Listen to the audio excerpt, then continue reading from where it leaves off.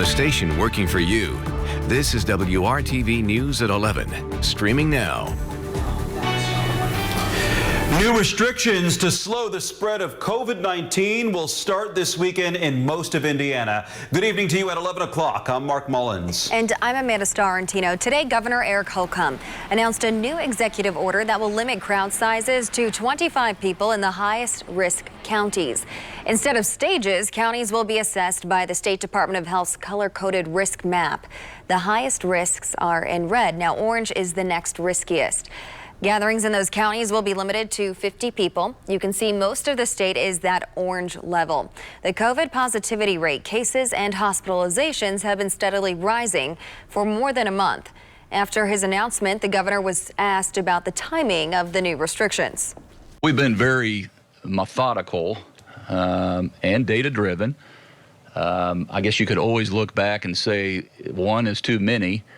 But as we look around the state of Indiana, county by county, and the spread that we're seeing all throughout the state of Indiana, what I determined after counsel by so many around me is that the stage 5 was being lost on people, or it was being misinterpreted. None of the state's counties are in the lowest risk category. Governor Holcomb reopened the state to stage 5 in September. However, Marion County never advanced to that stage. Indianapolis Mayor Joe Hogsett and the Public Health Department opted to keep some of their own restrictions in place, and that is still the case. They are scheduled to give an update tomorrow. It's so hard because the energy of live music, you want them right there. Even when we play shows, I want you to be up as close as you can, but we just have to realize that for right now, we have to just change what we're doing. COVID restrictions are impacting how musicians and artists like Indiana native Clayton Anderson perform and make a living. WRTV's Cornelius Hawker spoke to Anderson about the challenges he and so many other performers are facing and his plan to keep making music as the pandemic continues.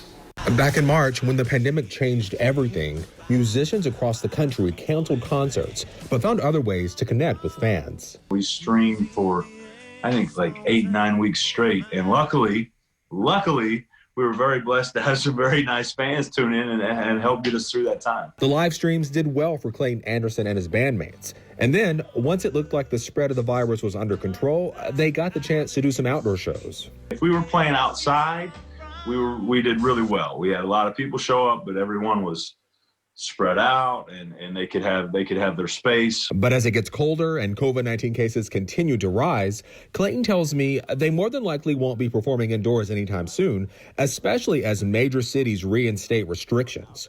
Despite booking an indoor concert over the summer, Clayton isn't sure fans are ready for the crowds that come along with live music. We struggled to sell 500 tickets back in the summer, and I thought we'd easily do that. So people are definitely still nervous and afraid to come inside. And I don't want to, I had the virus. It was not fun. I don't want anybody to get it. I don't want anyone to show up and risk themselves. Clayton doesn't want to tell anyone how to live their lives, but if you like live music, I think wearing a mask would be good. Just, be responsible, try to social distance yourself. And he hopes fans across the country listen to guidance and advice from medical professionals so everyone can eventually get back to enjoying music together. Yes, I ran away where I belong. Working for you, Cornelius Hawker, WRTV. Always enjoy hearing him sing.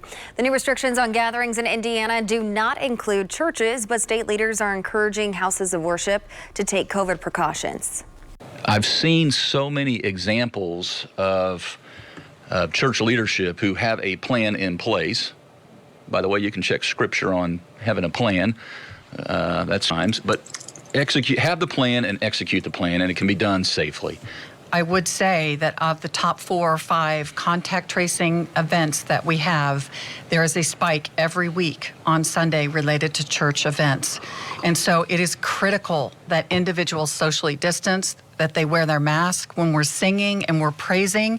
That even causes more dispersion of this virus. Governor Holcomb says from the time he announced reopening to stage 5 to today, the state's positivity rate more than doubled. The 7-day positivity rate among unique individuals is now 19.9%.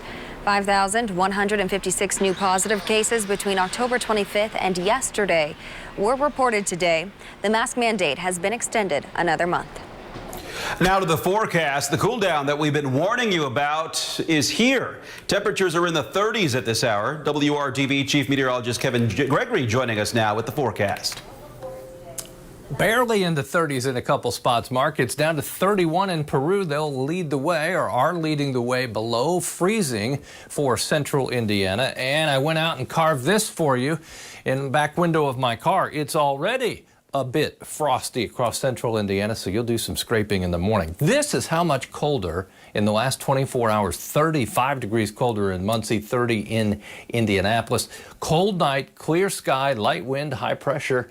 That's what we'll wake up to tomorrow morning. Right at the freezing mark in Indy, 20s in outlying areas, but by noon back to 48. We'll talk about what arrives for the weekend, and it may be a little rain-snow mix. Rain-snow mix. Talk about that in a bit. See you soon, Kevin. Demonstrators took to the streets again tonight in protest of the decision in the Drejon Reed case. Yesterday, the special prosecutor announced a grand jury declined to indict the IMPD officer who shot and killed Reed in May, citing a lack of evidence. WRTV's Cameron Riddle spoke to protesters who say they will continue to fight for justice. Well, it's been 189 days since Drejon Reed was shot and killed by IMPD on May 6th, and just a day since we all learned that no charges would be filed against Officer DeJour Mercer for that May 6th shooting. Tonight, protests have continued. It's a scene that we've seen on the streets of Indianapolis since May, and now this time for the first time in the cold. Take a look as protesters marched from Lafayette Square Mall, down Lafayette Road to 38th Street, and then to Northwest District Headquarters, which is the location where Officer Mercer would report to work. Tonight, as we know that there are no charges in this case, that has garnered national attention, of course, nonstop attention from local protesters. They are still making demands, and they will still be making their voice heard, and of course, making their displeasure known for the fact that no charges were filed. As I said, there were protests last night after that announcement, and then there were protests again tonight. But is this going to be the end? Protester Kyra J. with Indy 10 Black Lives Matter says, get ready, there's more. Stay tuned tomorrow. Check out our Facebook page.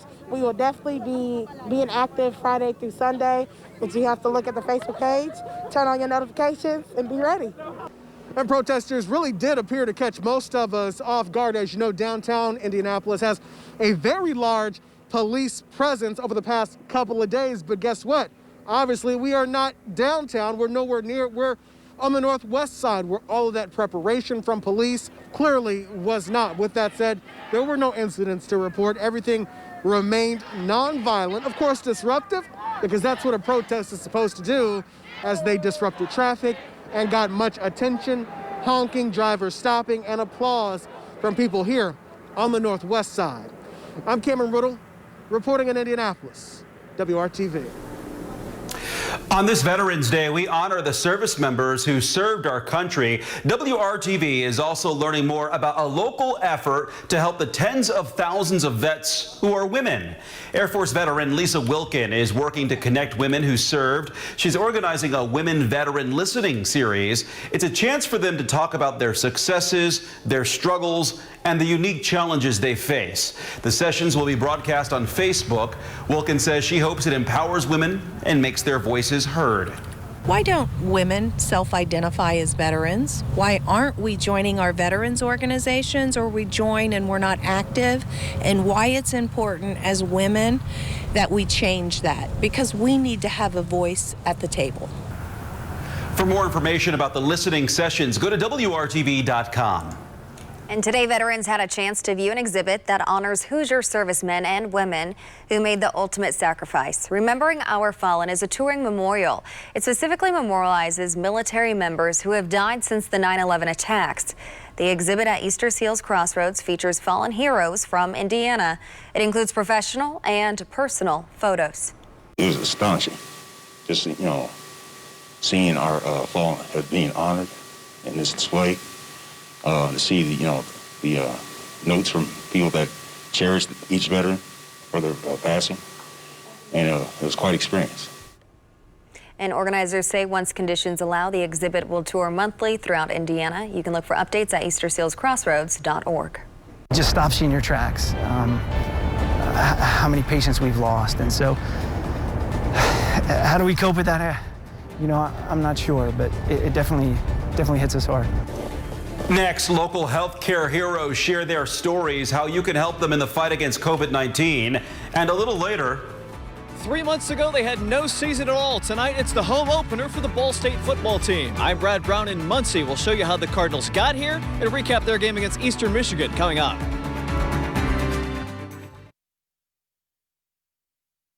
Going home and watching the news or seeing on social media that this is a hoax has been the hardest.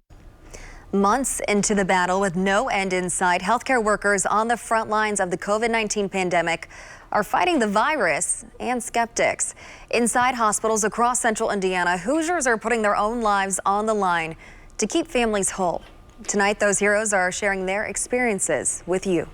Hi, my name's Warren Gavin, and I'm a medical doctor and a hospitalist here at Methodist Hospital. My name is Myra K. Whitaker, and I'm a staff chaplain here at Methodist Hospital. My name is Jody White, and I'm a respiratory therapist at Methodist Hospital, downtown Indianapolis. My name is Brandy Copsis Kingsley, and I am a shift coordinator at University Hospital for the medical intensive care and rapid response teams. They have different roles and their own families at home. But when the world faced a new health crisis, they all shared the same call. I felt like it wasn't even really a choice. Like it wasn't okay, I don't want to do this, or should I do this? It was, this is my job. This is what I'm here for. This is what I've been trained to do, is take care of the sickest of sick patients.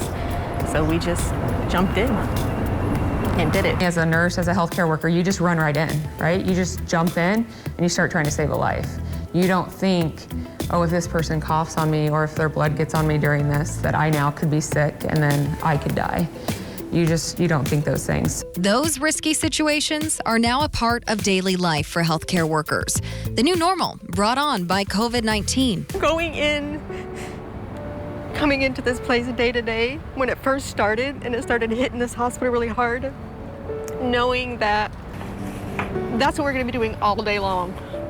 Going in these rooms, in and out, having to wear all of this extra stuff. At the same time, they are learning everything they can about the coronavirus. So you would come in and you would treat the disease, all week, and then you would research the disease, and there was no reprieve from it. And working to keep everyone safe. There's a lot of figuring out how we're going to be adaptable and flexible, especially with staffing. It was a lot of work to try and keep people safe and just use the evidence that we had to also keep the staff safe. With everything they have learned, these heroes are working to provide the same level of care and comfort for their patients. Not being able to be with the patients in a way that I would like. A lot of patients, if you're able to go in the room, they'll say, they miss that touch. And so we oftentimes underestimate the value of presence, just being able to be with the patient. Now we're outside the room a lot of the times, looking through the window, even calling them on the telephone, trying to get hand gestures, smiling with our eyes so that they could see us. But just being with the patient is a challenge now. And I don't even know how sometimes to explain it to people that are on the outside. These people have no families here. Like we're their only communication. Little things like that just started adding up day after day after day. When we come in and it would be the same thing. I think I'll never forget, the fear and the uncertainty when things first hit, and you saw patients decompensate faster than you've ever seen them decompensate, and you felt helpless to combat that.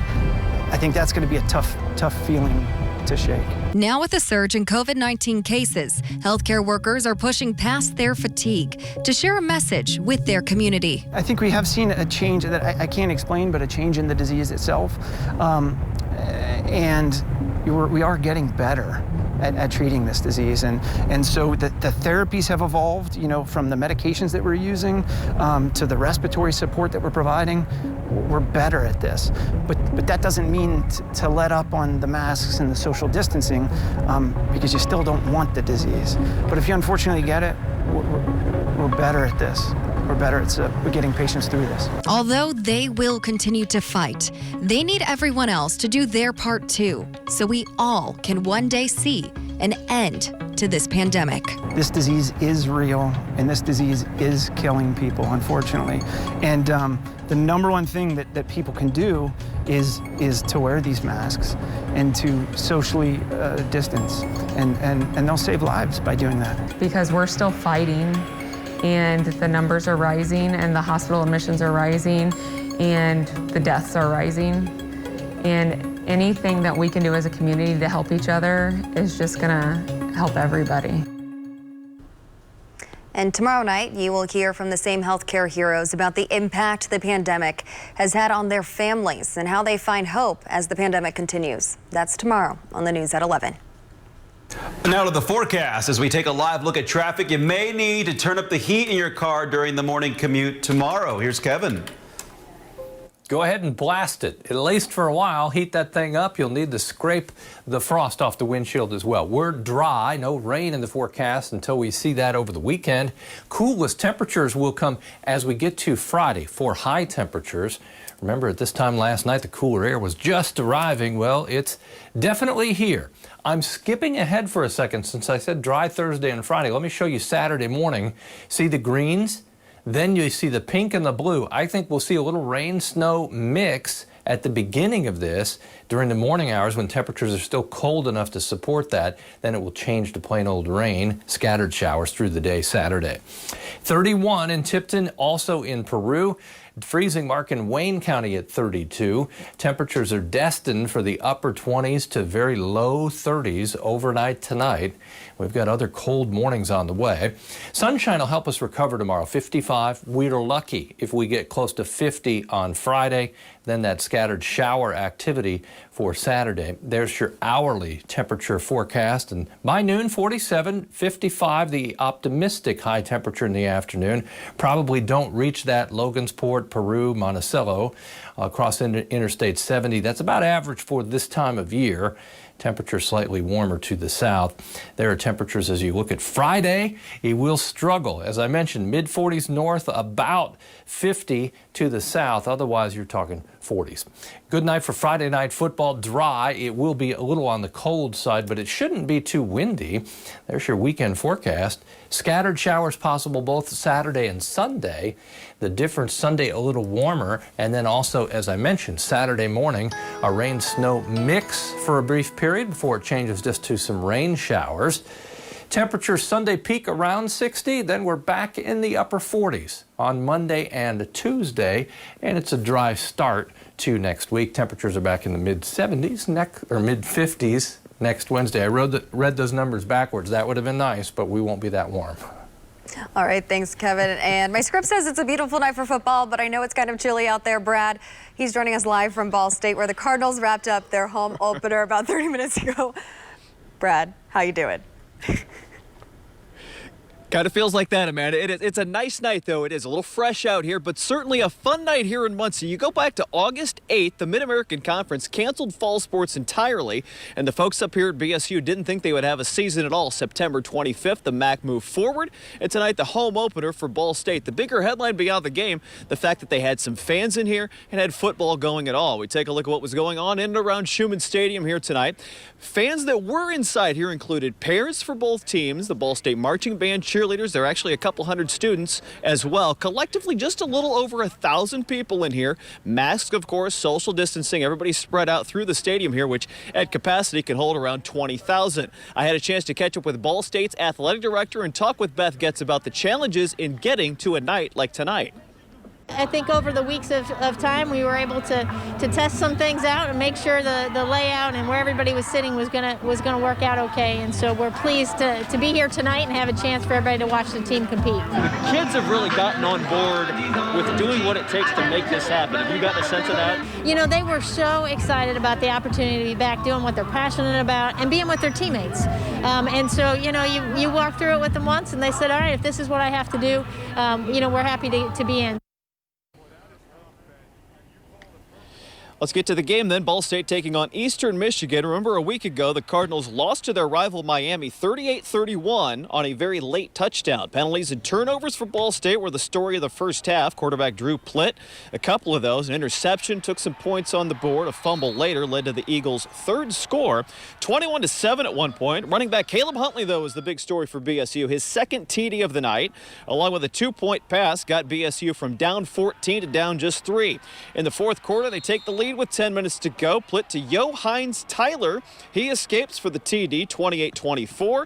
Eventually, the game was tied at 31-all. Then in the closing seconds, Huntley with a couple of big runs, part of a 34-carry, 204-yard performance. That final yard coming with a touchdown run with 6 seconds left and an identical score to a week ago. Ball State wins tonight, 38-31, to improve to 1-1 on the season. When the team got together there right at the start of the fourth quarter, and we just, you know, we got to go earn it, man. We got to play our best fourth quarter that we've had, you know, to date, and we got to go earn it, man. This league's a battle. MAC West is a great, you know, division there, and just proud of our guys for delivering. It's only a 6-game season for the Cards. They've got just 4 left after this. They're really going to basically have to win out if they have any hopes of making the MAC title game at the end of the season. They'll be home again next Wednesday night when they take on Northern Illinois here at Schumann Stadium. We'll look forward to seeing that one then. Time for another break. We'll be back to the studio to wrap up tonight's edition of the News at 11 next.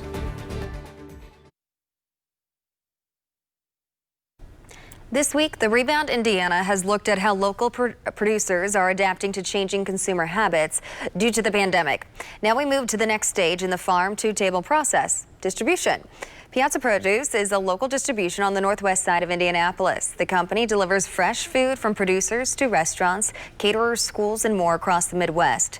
They were on pace for a record year, but when the pandemic began, Piazza Produce had to make big changes to get a warehouse full of perishable food out while many of the regular customers closed their doors. The president of the company says it was a rough few weeks, but they donated food, started online sales, and now they are creating an app to connect people to restaurant quality food. We did public sales, you know, literally in a few days we came up with that restaurant quality products to your door type of thing. So we're still doing that. We're still doing some mobile markets. We use this saying a lot during this time, laying new tracks. So we've laid some new tracks. For more info about Piazza Produce pickups and local food options, visit our website, WRTV.com. And join us tomorrow on Good Morning Indiana as we look at how a local hospital is stepping up in the fight against food insecurity.